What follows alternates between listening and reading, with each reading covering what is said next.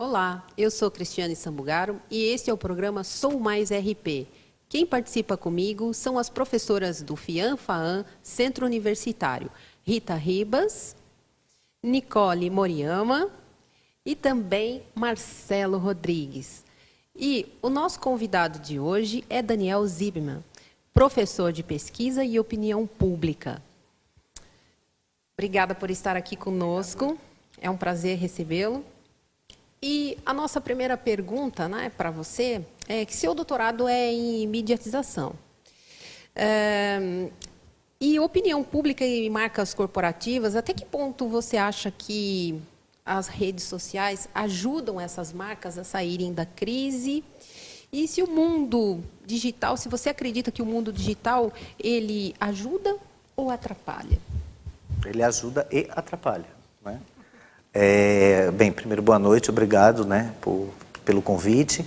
E quanto à resposta, sim, eu acredito, até pelos estudos, que a mídia digital hoje ela tem um ponto positivo, né, de disseminação da informação, por outro lado, um ponto negativo, que é, da mesma forma que ela dissemina uma informação correta, ela também dissemina de forma muito rápida informações incorretas.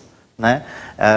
Então, assim, existe um problema aí que é o de filtrar aquilo que efetivamente é informação daquilo que é fofoca, daquilo que é, na verdade, ruído de comunicação. Mas ficou complicado, né? Como que a gente faz, Daniel, para identificar isso? Porque nem sempre a gente tem fontes, né? Na verdade, assim, uma das coisas que eu acho que as pessoas esquecem é que as mídias digitais, elas próprias, elas já têm um filtro. Né? Nós próprios filtramos aquilo que nós vamos ver na mídia digital. Né? Ou seja, à medida que a gente escolhe quem são os nossos amigos, os conteúdos que a gente vai desenvolvendo e vai curtindo, a própria mídia digital ela vai selecionando para a gente um rol de informações específicas. Já vai segmentando, né? A comunicação. Então, a própria comunicação ela já vem segmentada. Né? As pessoas esquecem disso e às vezes a gente nem sabe, muita gente nem sabe, né, Dan? Sim, lógico, às vezes assim, a gente vê coisas acontecendo, da pessoa falar uma coisa, ela vem com um tema discutindo, eu li hoje na internet, tal coisa você viu, fica todo mundo olhando para a cara da pessoa e diz assim, o que essa pessoa está falando? Porque na verdade, assim, no hall de amigos dela, aquela notícia aconteceu.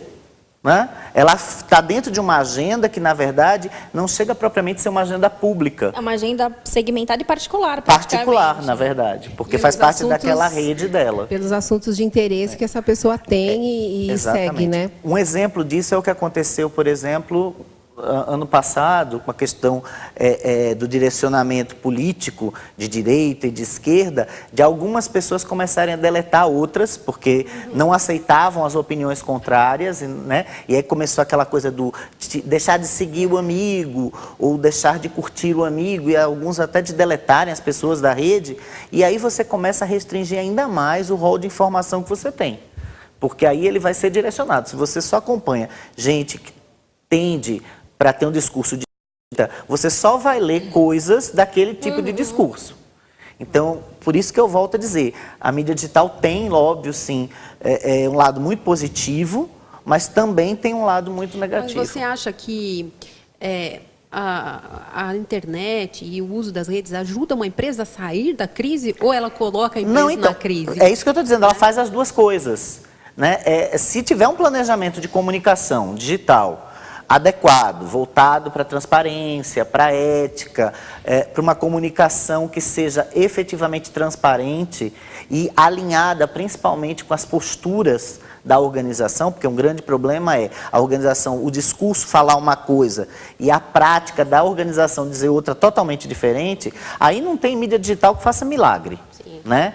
Agora, se o discurso e a prática caminham juntas, a mídia digital é sim um facilitador para sair de uma crise, com certeza. E a gente fica muito naquela discussão, será que a gente tem que fazer uma comunicação dirigida, uma comunicação segmentada nessas mídias, para que uma marca ela consiga ter a sua imagem, a sua reputação atrelada a um discurso único, ou você acha que não, que as marcas elas podem... Então, na verdade, eu acho que sim. Por exemplo, a gente estava falando, inclusive, isso na agência essa semana, sobre a questão da reputação, por exemplo. né, de que a imagem, identidade e reputação, né, que a imagem é a característica identitária da empresa, e aí ela projeta a empresa, a partir daí ela determina qual é a imagem ideal dela.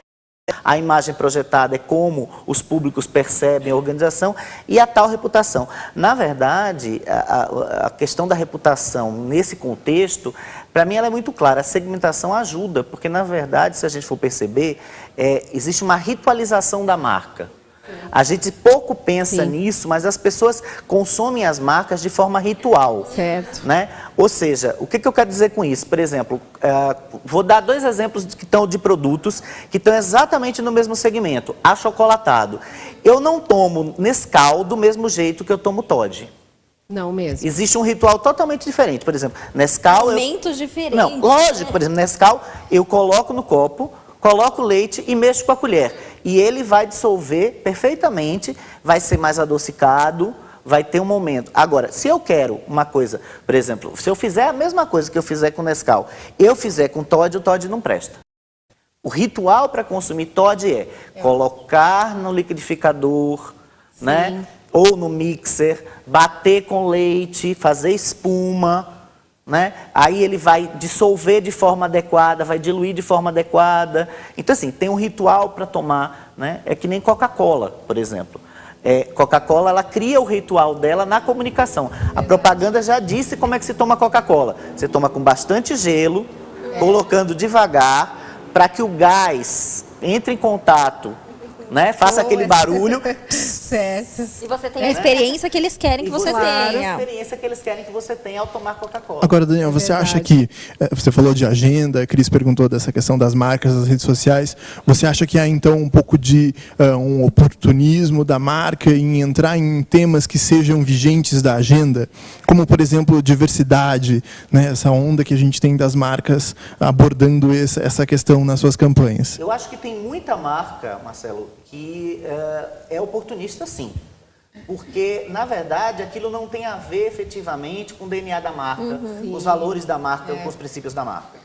Né? Então, assim, óbvio, se aquele tema da agenda tem a ver com o posicionamento de marca, com os princípios, com os valores da marca, tem porque a marca tem aquele posicionamento. Agora, o que a gente vê hoje é muita marca se aproveitando de discursos. De ondas, né? De ondas sociais, de ondas culturais. Temas dessa... Lógico, para fazer parte da agenda, para conseguir mídia espontânea, para fazer parte do tititi, ou propriamente para se agendar como notícia. Né? É muito claro. Né? Inclusive, assim, a gente vê campanhas, inclusive publicitárias, que elas têm erros homéricos de imagem. Por quê? Porque elas vão para o caminho, né, do politicamente correto, do vou pegar essa segmentação de mercado para mim, e ele acaba esbarrando, porque assim, como ele não tem conceito, ele não fala a linguagem da diversidade, ele não fala a linguagem da ecologia, ele não consegue dominar aquela terminologia a ponto da comunicação ser eficiente. Daniel, e nesse quesito, né? O que você acha, o que as empresas poderiam fazer para evitar esse abalo na imagem, apesar de seguir essa agenda da diversidade, do politicamente correto, etc. Olha, primeiro aquilo que eu já falei, Rita. Quando você determina uma marca, você determina os seus valores e princípios, ou seja, o que você quer apresentar, quem você quer ser, como você quer ser visto. E a partir daí, isso faz parte do DNA dessa marca. A partir do momento que faz parte do DNA dessa marca, tem que ter um alinhamento entre a prática e o discurso. Né? Então, se você alinhar... Ser e parecer, né? Mas é uma Lógico, dúvida. Ser e parecer. Uma dúvida que surge é porque, assim, já que as marcas elas têm um DNA, mas elas precisam acompanhar esse discurso social. Isso aqui é a resistência que os problemas do pessoal de comunicação. Ela precisa criar uma agenda, ela precisa vender um release, ter uma pauta. O que fazer no caso desse? Ela pode criar a agenda e ela pode criar a pauta. E, na verdade, inclusive, é uma coisa engraçada também. As pessoas não acreditam que relações públicas e publicidade agendam. Né? Existe uma celeuma de... Assim, é só a notícia agenda. Né? Só a notícia oriunda do jornal, do veículo jornal. E é um engano, um ledo engano, porque, na verdade, assim, o Brasil, você sabe disso, o Brasil agenda muito mais coisas da televisão, conteúdo que a gente considera não informacional, né, do que o conteúdo informacional. O brasileiro adora fofoca de artista, coisas do futebol. Isso está na mídia, está na pauta, está na agenda do brasileiro, né? Então, a notícia do jornal, né, ela é secundária aí. E aí, assim, a gente tem propagandas, sim, que agendam, a gente tem estratégias de relações públicas que viram notícia e que não são produzidas pelo contexto tradicional do newsmaking, né, que é de construção desse repertório jornalístico, né? Então, assim, isso é o primeiro fato. O segundo é o seguinte: se eu, como jornalista, como relações públicas e publicitário, posso agendar sem especificamente precisar do meio tradicional, que é o jornalismo, né? Significa que, assim, dependendo do meu conteúdo e se ele está adequado para o público, ele pode sim fazer com que esse público venha comentar, sem eu precisar apelar, por exemplo, para trabalhar assuntos que estão fora do meu DNA. Correto. A gente tem marcas, por exemplo, que abordam só a questão da ecologia e da sustentabilidade. E a partir daí, elas vão reverberando para vários assuntos. Tem um desdobramento Tem os natural. desdobramentos naturais da marca. Então, eu acho o seguinte, eu acho erro estratégico de marca ficar apelando para discursos só porque eles estão na onda, ou estão na crista da onda, na moda, enfim. Mas Aproveitando essa questão do erro das marcas, né, que era uma das questões que a gente pensou em discutir com você,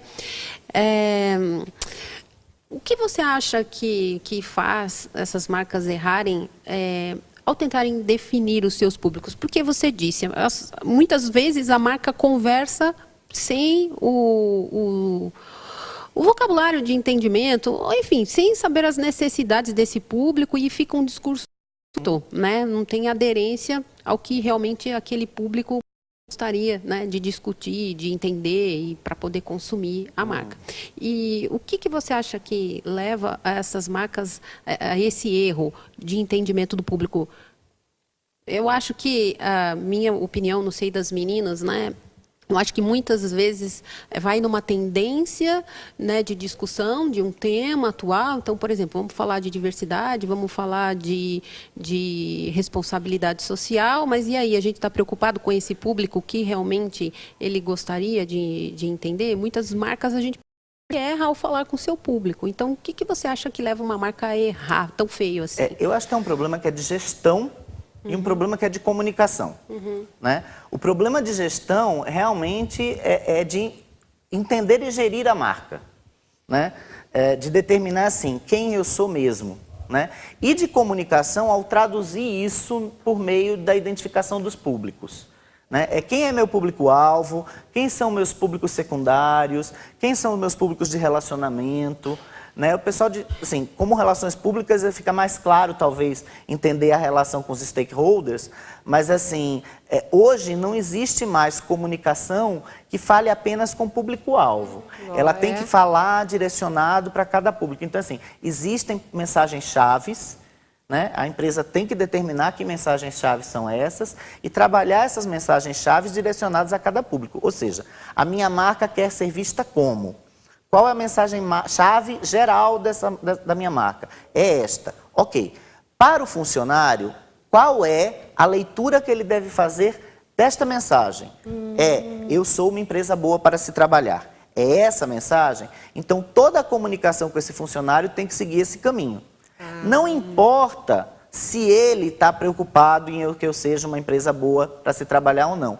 Eu, como comunicador, tenho que determinar que o bom funcionário, para mim, é aquele que vai querer trabalhar na empresa que é boa. E levando em consideração a expectativa do público também. Sim, lógico, Que lógico. não pode ser aquela coisa forçada. Não é forçada, é conhecer o público. A partir do momento que eu conheço exatamente a percepção do público, as necessidades desse público, e a forma de pensar do público, não só quantitativamente, mas qualitativamente, né? Em termos de perfil de público, eu consigo direcionar uma comunicação adequada para ele. Mas também se a empresa, né, se é marca, no caso, ela não sabe quem ela é, né, ou ela está com algum problema ainda de identidade, consequentemente, ela vai acabar errando, né? Aí a gente volta para o problema de gestão, né? De o gestão. problema é de gestão, quer dizer, Que é uma se relação a bem gestão da difícil. marca ainda não consegue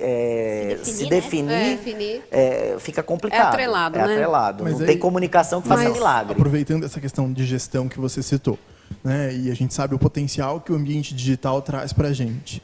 A gente sabe que tem um mundo ideal e aquilo que a gente consegue realmente colocar em prática. Vamos supor que você tenha um cliente com um budget super reduzido. Você consegue indicar alguma sugestão de ação que você acredita que hoje, com essas possibilidades de ferramentas e de canais, vale a pena ser investido? Você já respondeu a pergunta, na verdade. A própria mídia digital. Há 20 anos, eu diria, Marcelo, que assim, atrás a gente falava muito o seguinte, que a empresa que não consegue ter uma boa mídia digital, é melhor não ter, né, do que fazer meia boca. Feito. Hoje em dia, isso não existe mais. Hoje em dia é o seguinte, se você não tem comunicação nenhuma e quer abrir uma empresa, um negócio, ter sua marca própria, a primeira coisa que você deve começar investindo primeiro, na parte de gestão, né, que é exatamente isso, definir quem você é, como você quer ser visto, e em seguida você passar para a mídia digital. Porque hoje em dia, assim, a mídia digital ela vira o primeiro ponto de referência a se buscar informação. Né? Então, o trabalho da mídia digital hoje tem que ser muito bem feito. Né? É um trabalho que tem que ser bem direcionado, bem planejado. Você pode até não estar numa mídia. Né? Por exemplo, você está especificamente no Snapchat ou no Google+, né? Então ela vai priorizar, vamos ficar no Facebook, vamos ficar no Twitter, né? Vamos ter uma conta no Instagram, que é uma mídia acessório, ou no YouTube, porque eu consigo alimentar tanto o Twitter quanto o Facebook com esses dois canais, que são canais adjacentes. Ok, mas assim, não existe hoje você numa empresa que não tenha mídia digital e que esteja fazendo sucesso. E você enxerga relações públicas conduzindo essa gestão desses canais, a gestão estratégica desses canais? Com certeza, porque assim, as públicas, ele consegue ter uma visão de público que não é uma visão de público-alvo meramente. Né? Há 3, 4 anos atrás, a gente fez uma pesquisa, eu prestei consultoria para a Gauge, que é uma empresa de mídia digital famosa, e a gente desenvolveu uma pesquisa que chama Faces do Face. Né, que é uma pesquisa que falava exatamente assim, quem era a pessoa que frequentava o Facebook no Brasil, porque não existia nenhuma pesquisa sobre o Facebook, que categorias de marcas específicas, então assim, o que o cara que consome conteúdo de um banco quer ler quando ele entra no Facebook daquele banco. E aí a gente percebeu uma coisa muito engraçada, que o seguidor de marca, né, aquela pessoa que admira uma marca, tal, ele busca coisas que a gente não imaginava. Por exemplo, conteúdo de história da marca, tidbits da marca, curiosidades da marca. Né? São coisas que atraem, por exemplo, as pessoas. E a gente ficava imaginando que o conteúdo promocional ia atrair. Né? Engraçado que uma coisa que a gente nota, por exemplo, e tem uma pesquisa recente, é que, por exemplo, o youtuber está na moda. Né? Sim. Feita pelo professor Eneus Trindade e a Clotilde Pérez, sobre youtuber, mostrou o seguinte, que aqueles youtubers, por exemplo, que tem propaganda no programa, cai a audiência, cai o número de likes, cai o número de seguidores daquele programa que foi patrocinado. Nos programas em que a comunicação é livre, né, totalmente informal, mais espontânea, né? E que, por incrível que pareça também nessa pesquisa, mostrou que o cara do youtuber, ao contrário do que a gente imagina, ele vem reproduzindo estereótipos que a televisão trazia. Né? Como, por exemplo, o Didi, né? Que é um personagem famoso da televisão, dos Trapalhões, né? Quem acompanhou a década de 80, a década de 90, sabe disso. Hoje o Didi não existe mais para a maioria dos espectadores de TV. Em compensação, se você for no YouTube, você vai encontrar muitos youtubers que fazem exatamente as mesmas coisas que são as mesmas linguagens. Em outra mídia. É outra mídia, mas assim, a produção é a mesma, porque aquela produção é a produção da TV. Ela está lá, na internet, mas a produção daquele veículo é TV. Ela continua sendo a TV. Então, na verdade, o que a internet trouxe foi uma releitura da produção já existente. nova roupagem. Na verdade, mudou o consumo, mas não mudou o modus de produção. O modus de produção continua, mudou o consumo. Nesse contexto, relações públicas ele tem uma capacidade de olhar para todos os públicos. Olhar para o governo, olhar para o funcionário, olhar para os investidores, olhar para aquela pessoa, e que é muito comum hoje, vocês sabem disso, que é a pessoa que não consome o produto, mas ela consome a marca, que é uma das coisas que eu estou estudando no doutorado, a minha pretensão é essa, exatamente o consumo da marca, e não o consumo do produto com o consumo da marca. Muito E interessante. sobre a sua linha do doutorado, que é sobre pesquisa e opinião pública, que vai ao encontro dessa gestão de marcas e tudo mais, você acha que, para a gente entrar nesse assunto de opinião pública, você concorda que existe ou não existe opinião pública? Pierre Bourdieu. Exato. Então, eu acho que existe opinião pública, mas eu concordo com Pierre Bourdieu, porque eu acho que assim, existe uma má interpretação do que o Bourdieu falou. Quando Pierre Bourdieu fala sobre não existe opinião pública, na verdade ele está se referindo à pesquisa de opinião pública, digamos assim, à divulgação do conteúdo da pesquisa de opinião pública. Né? Por quê? Porque ele critica, na verdade, exatamente isso. Né? A pesquisa como formadora dessa opinião, como elemento de construto da opinião pública. Ele não questiona a existência da opinião pública como fenômeno comunicacional, social, antropológico. Como fenômeno social, cultural, antropológico e comunicacional, a opinião pública está lá, ela existe, ok. O que ele questiona, na verdade, é a opinião pública produzida a partir de conteúdos dessas pesquisas. Por exemplo, ele diz que não existe unanimidade em pesquisa. Né? Outra coisa, por exemplo, máxima de pesquisa que diz que todo mundo tem uma opinião. Na verdade, a gente sabe que isso é falacioso, porque, afinal de contas, se todo mundo tivesse uma opinião, não teria lá uma perguntinha tipo, não sei responder. Né? Na pergunta tem a resposta, né? opção. Tem que ter uma opção, Não não sei. sei. Se você não sabe responder, você não tem opinião a respeito. Né? Então, assim, ele inclusive usa essas coisas como justificativa. Por exemplo, alguns teóricos dizem, por exemplo, que a opinião da maioria, né, constrói a opinião individual, e as opiniões individuais, o somatório das opiniões individuais é a opinião coletiva. Uma das coisas que o Bourdieu ataca é exatamente essa questão da unanimidade. Porque ele diz o seguinte, existem sim opiniões mais importantes do que as outras, depende da instância, depende da consulta e depende do momento. Por exemplo, se é uma causa relacionada à educação no Brasil, e que isso já está aprovada a lei, né? Na verdade, por exemplo, a opinião dos diretores das escolas públicas, por exemplo, seria muito mais importante, porque essas pessoas são formadoras de opinião e vão aplicar essas normas no dia a dia, no cotidiano, do que da grande massa da população. Com certeza. Porque, por exemplo, se você perguntar, vou dar um exemplo mais recente, a reforma trabalhista. Tem um monte de gente que vai falar sobre reforma trabalhista e pergunta para a pessoa, o que você acha da reforma? Acho ótimo. Ok. Opiniões Claro, uma superficiais. Reforma da Previdência. O que vai mudar na sua vida? Acho ótimo, precisa, né? A pessoa não sabe por que ela está dando essa resposta. E nessa questão de opinião pública, da gente ter uma referência, voltando até para os youtubers, essas pessoas, elas estão nesses canais, né? Quando um youtuber faz uma resenha sobre um produto, tendo essa opinião para determinada venda, se isso não é espontâneo, já tem uma repulsa, né? Você fala assim, ele Isso está o público sendo pago percebe. para falar sobre essa marca, então ele não tem essa espontaneidade que teria. E aí as marcas precisam também saber como administrar isso, dar voz a esses formadores de opinião que estão nessas redes se comunicando diretamente com os seus espectadores, mas também saber até que ponto você consegue manipular essa opinião ou não, né? A questão da manipulação, Daniel. Mas é manipulação? Eu acho que a questão da manipulação... O que você acha? Ela existe, né? Mas ela existe mais em alguns assuntos, por exemplo, que são, por exemplo, de cunho político. Inclusive, acho que o apelo do Bourdieu é muito mais para a questão política.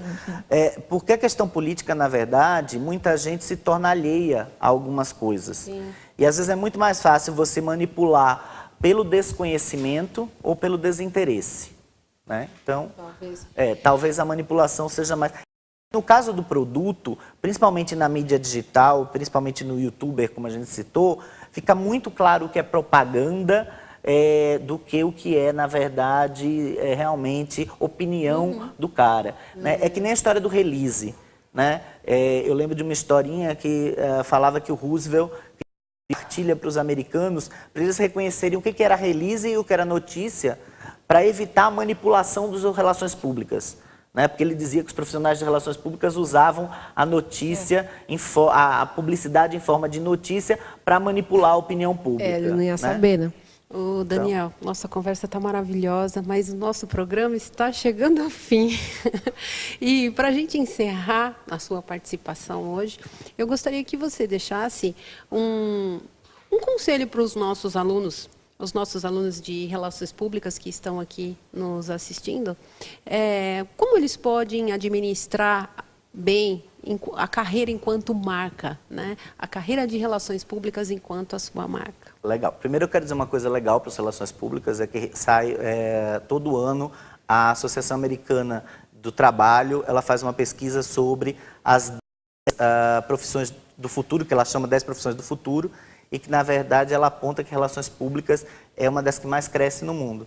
Então, como marca, são coerentes entre o que vocês propõem para os clientes de vocês e aquilo que vocês fazem na prática, né? E não usem aquele ditado, casa de ferreiro, espeto de pau, né? Que você promete uma coisa e, na prática, você faz outra. Ou seja, sejam relações públicas de si mesmos. É um bom começo.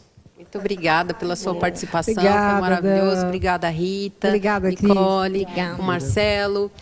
E espero que vocês tenham gostado dessa edição do programa Sou Mais RP. E não se esqueça de que você pode se inscrever aqui no nosso canal no YouTube. E fica ligado que na semana que vem a gente vai ter mais novidades, ok? E eu te espero no próximo programa. Até lá.